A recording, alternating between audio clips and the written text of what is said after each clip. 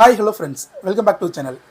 இன்றைக்கான வீடியோவில் நம்ம எதை பற்றி பார்க்க போகிறோம் அப்படின்னு பார்த்தீங்கன்னா, கேரளாவில் நேற்று சம்மர் பம்பரோட ரிசல்ட் வந்துருச்சு. இந்த சம்மர் பம்பரோட ஃபர்ஸ்ட் ப்ரைஸ் எந்த கடையில் சேல் பண்ணாங்க, இந்த ஃபர்ஸ்ட் ப்ரைஸை வின் பண்ணவர் யார், அவரை பற்றின டீட்டெயில் தெரிஞ்சிருச்சா அப்படிங்கிறத பற்றி தான் இந்த வீடியோவில் பேச போகிறோம்.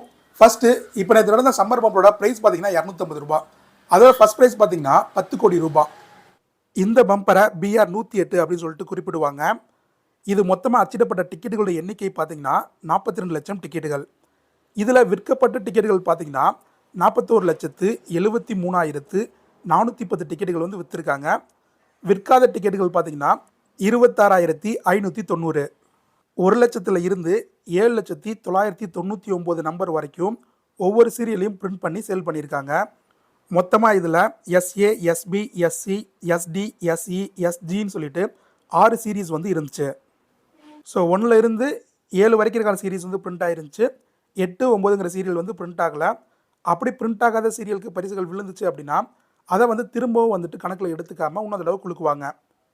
இந்த ட்ரா பார்த்திங்கன்னா நேற்று திருவனந்தபுரத்தில் இருக்க கூர்க்கி பவன் அப்படிங்கிற ஒரு பிளேஸில் நடந்திருக்கு. ஸோ ரெகுலராக பார்த்திங்கன்னா இந்த ஒரு பிளேஸில் தான் நடக்கும். இதில் மேலே கொடுத்துருக்க director of state lotteries, Vikas Bhavan, Thiruvananthapuram அப்படிங்கிறதா கேரளாவோட அது கிளைம் பண்ணக்கூடிய ஆஃபீஸோட அட்ரஸ்ங்க. இந்த 10 கோடியை வின் பண்ண நம்பர் பார்த்தீங்கன்னா SB 517026.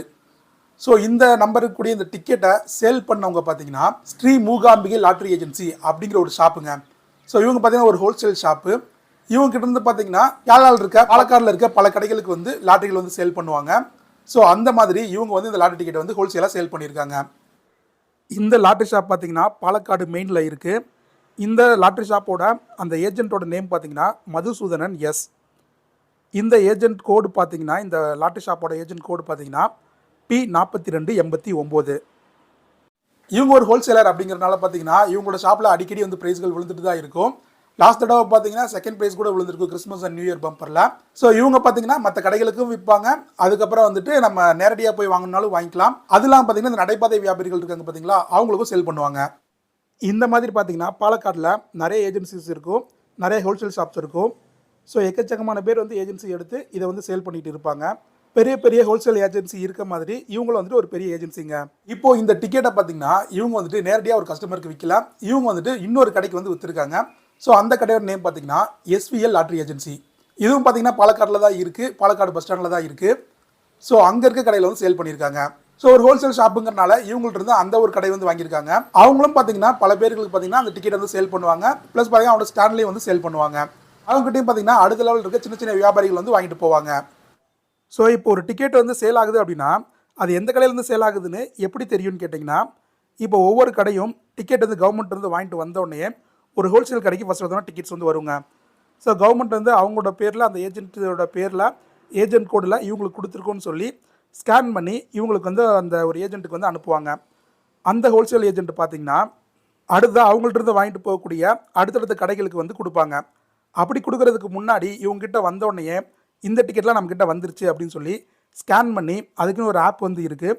அந்த ஆப்பில் சிஸ்டத்தில் என்ட்ரி போட்டு வைப்பாங்க. அடுத்தா இவங்க அடுத்த ஒரு கடைக்கு விற்பாங்க. அந்த கடைக்காரரும் பார்த்திங்கன்னா வாங்கிட்டு போன பிறகு அவங்களோட அந்த ஒரு ஏஜென்ட் கோடில் இந்த டிக்கெட்ஸை நம்ம வாங்கியிருக்கோம் அப்படின்னு சொல்லிட்டு அப்டேட் பண்ணிக்குவாங்க. ஸ்டாக் அப்டேட்ஸ் அப்படின்னு சொல்லிட்டு இதுக்கு பேர்.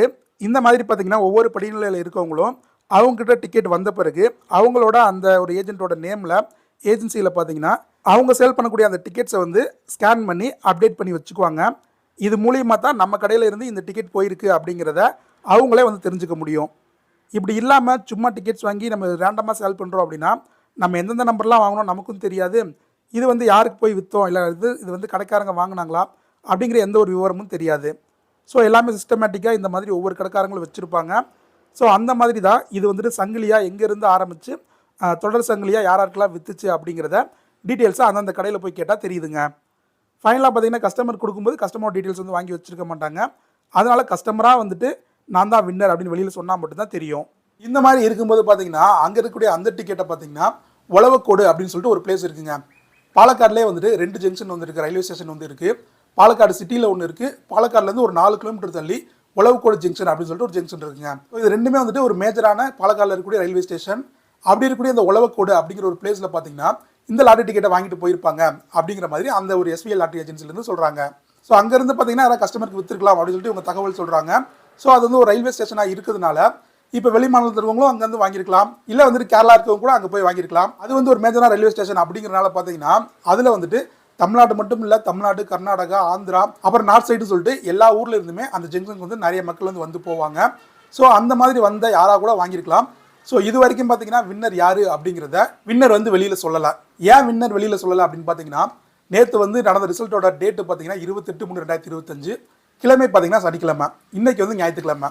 அவர் வந்து நேற்றே வந்து நான் தான் வின் பண்ணிட்டேன் அப்படிங்கிற வெளியில் சொல்லியிருந்தாரு அப்படின்னா அவர் வந்து அவரோட டிக்கெட் வந்து சேஃபாக வச்சுக்கிறது கொஞ்சம் சிரமமாக இருந்திருக்கும். ஏன்னா சனி ஞாயிறு வந்து பேங்க்கும் கிடையாது, ஆஃபீஸும் கிடையாது. இந்த 2 நாள் கழிச்சு தான் போயிட்டு அந்த வின்னிங் டிக்கெட்டை முறையாக வந்து சப்மிட் பண்ணி கிளைம் பண்ண முடியும். ஸோ யாருமே கிளைம் பண்ணுற வரைக்கும் வெளியில் வந்து சொல்ல மாட்டாங்க. கிளைம் பண்ண பிறகும் மாதிரியே வெளியில் சொல்லாமல் இருக்கலாம் அப்படிங்கிறது கவர்மெண்டோட ரூலாக இருக்கனால சமீப காலங்களில் யாருமே வந்து நான் தான் பெரிய பிரைஸ் வின் பண்ணேன் அப்படின்னு சொல்லிட்டு வெளியில் சொல்கிறது கிடையாது. ஸோ அதனால் இப்போ பார்த்தீங்கன்னா இந்த 2 நாளும் ஹாலிடேவாக இருக்கிறதுனால வின்னர்ஸ் வந்து இதை நான் தான் வின் பண்ணேன்னு சொல்லிட்டு இது வரைக்கும் சொல்லலை. மேபி நாளைக்கு பார்த்தீங்கன்னா மண்டே வந்துட்டு அவர் வந்துட்டு ஒரு பேங்க்லேயோ இல்லை வந்து திருவனந்தபுரம் ஆஃபீஸ்லேயோ போய் சப்மிட் பண்ணிவிட்டு அவர் வந்து வெளியில் சொல்லலாம்னு விருப்பப்பட்டாருன்னா அவர் தான் வின்னர் சொல்லிட்டு வெளியில் சொல்லலாம். ஸோ வந்து நாளைக்கு வரைக்கும் வெயிட் பண்ணி பார்ப்போம். நாளைக்கு ஈவினிங்குள்ளே அவர் வெளியில் சொன்னார்னா நமக்கு யார் வின்னர் அப்படிங்கிறது தெரிஞ்சிடும். ஸோ ஃபஸ்ட் ப்ரைஸ்க்கான டீட்டெயில்ஸ் பார்த்தீங்கன்னா இதுதான் வந்துட்டு அஃபிஷியலாக நமக்கு வந்து கிடச்சிருக்கு. நீங்கள் யாராவது கேரளாவுக்கு உழவுக்கோடு ஜங்ஷன் வழியாக போயிருந்தீங்க அப்படின்னா ஒருவேளை நீங்கள் கூட அந்த டிக்கெட்டை வாங்கியிருக்கலாம். உங்களோட டிக்கெட் நம்பர் என்ன அப்படிங்கிறத உடனே செக் பண்ணி பாருங்கள்.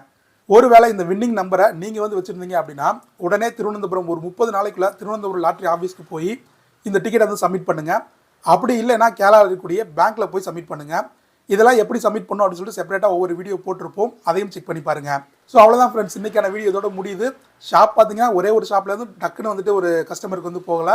ஒரு ஹோல்சேல் ஷாப்பில் இருந்து அடுத்த ஷாப்புக்கு போயிருக்கு, அடுத்த ஷாப்பில் இருந்து இன்னொரு வியாபாரிக்கு போயிருக்கும், அந்த வியாபாரிலேருந்து கடைசியாக பார்த்தீங்கன்னா ஒரு கஸ்டமருக்கு போயிருக்கும். அப்படிங்கிற மாதிரியான தகவல் தான் இப்போதைக்கு அஃபிஷியலாக கிடச்சிருக்கு. ஸோ வின்னர் வந்து யார் அப்படிங்கிறத நாளைக்கு தெரியுமான்னு சொல்லிட்டு வெயிட் பண்ணி பார்ப்போம். அவ்வளோதான் ஃப்ரெண்ட்ஸ், இந்த வீடியோட முடியுது. இந்த வீடியோ பற்றி லைக் பண்ணிடுங்க. உங்களோட கருத்துக்கள் என்ன அப்படிங்கிறத கமெண்ட்டில் சொல்லுங்கள். நெக்ஸ்ட் பார்த்தீங்கன்னா கேரளா நடக்கக்கூடிய பம்பரோட பேர் விஷு பம்பர். இந்த விஷு பம்பரோட டிக்கெட் பார்த்தீங்கன்னா ஒரு 2-3 நாளில் பெரிய பெரிய கடைகளில் கிடைக்க ஆரம்பிக்கும். மற்றபடி கேரளாவில் இருக்க எல்லா கடைகளையும் பார்த்தீங்கன்னா ஒரு வாரத்திலிருந்து கிடைக்க ஆரம்பிக்கும். ஸோ சில கடைகளில் பார்த்தீங்கன்னா இன்னிலேருந்து கூட கிடைக்க ஆரம்பிக்கலாம். நான் பார்த்தீங்கன்னா ஒரு 2 வீக்ஸ் இல்லை வந்துட்டு நெக்ஸ்ட் வீக்கில் வந்து போவேன். அந்த மாதிரி போகும்போது ஆல்ரெடி நான் போனப்போ வாங்கின மாதிரியே ஒரு ஷாப்புக்கு போய் அங்கே போய் வாங்கிட்டு அப்போ வந்து அதுலேருந்து என்ன மாதிரி ப்ரைஸ்கள் இருக்குது, அந்த டிக்கெட்டோட விலை எவ்வளோ அப்படிங்கிற எல்லாத்தையுமே பார்த்துட்டு உங்களுக்கு வந்து ஃபியூச்சர் வீடியோவில் அப்டேட் பண்ணுறேன். இப்போ பார்த்தீங்கன்னா நம்ம சப்ஸ்கிரைபர் வந்து கமெண்ட் பண்ணியிருந்தார். இந்த விஷு பம்பர் பார்த்தீங்கன்னா அதோட ஃபஸ்ட் ப்ரைஸ் வந்து 15 கோடி ரூபாயும், அந்த டிக்கெட்டோட ப்ரைஸ் பார்த்தீங்கன்னா 500 ரூபாய் அப்படிங்கிற மாதிரி சொல்லியிருந்தார். ஸோ அஃபிஷியலாக இதோட இன்ஃபர்மேஷன்லாம் கிடச்ச பிறகு நம்மளோட அடுத்த வீடியோவில் அதை பற்றி டீட்டெயிலாக வந்து பார்ப்போம். கவர்மெண்ட்டோட ரூல் படி பார்த்தீங்கன்னா நீங்கள் டேரெக்டாக கேரளாவில் போய் ரிஜிஸ்டரான ஷாப்பில் போய் வாங்கணும். ஸோ அப்படி வாங்குறது ரொம்ப சேஃபாக இருக்கும். மற்றபடி பார்த்தீங்கன்னா ஆன்லைன்லேயோ ஆப்லேயோ இந்த லாரி டிக்கெட் வந்து சேல் பண்ணக்கூடாது. கவர்மெண்ட் வந்து ஆன்லைன் சேலை வந்து பேன் பண்ணி வச்சுருக்காங்க. ஸோ வந்துட்டு சேஃபாக வாங்குங்க. நல்லவங்கள்ட்ட நல்ல நம்பிக்கையான ஒரு கடையில் மட்டும் வாங்குங்க. ஏமாத்துறவங்க எக்கச்சக்கமான பேர் இருக்காங்க. ஸோ அவங்கள்ட்டலாம் மாட்டிக்காமல் தெளிவான ஒரு கடையில் டைரெக்டாக போய் வாங்குறது பெட்டருங்க. அதேமாதிரி லாட்டரியில் பணம் இழக்கும் அபாயம் தான் அதிகமாக இருக்குது. ஸோ அதனால் சும்மா ஒரு 2-3 வாங்கி பார்க்கலாமே தவிர அதிகமாக 5000 10,000 சொல்லிட்டு இந்த லாட்டரியில் வந்து பணத்தை போடாதீங்க. விழுகிறது அப்படிங்கிறது முழுக்க அதிர்ஷ்டத்தை பேஸ் பண்ண ஒரே விஷயந்தான். லக் இருந்துச்சுன்னா விழுகும், இல்லாட்டி இல்லைங்க. இந்த விஷு பம்பர் வந்து போய் வாங்கிட்டு வந்த பிறகு அந்த லாரி டிக்கெட் வந்து எப்படி இருக்கும், அதோட இமேஜ் எப்படி இருக்கும், அதோட ப்ரைஸ் ஸ்ட்ரக்சர் எப்படி இருக்கும் அப்படின்னு சொல்லிட்டு நம்மளோட ஃபியூச்சர் வீடியோஸில் பார்க்கலாம். தேங்க்யூ ஃபார் வாட்சிங். நெக்ஸ்ட் ஒரு சூப்பரான வீடியோ பார்க்கலாம்.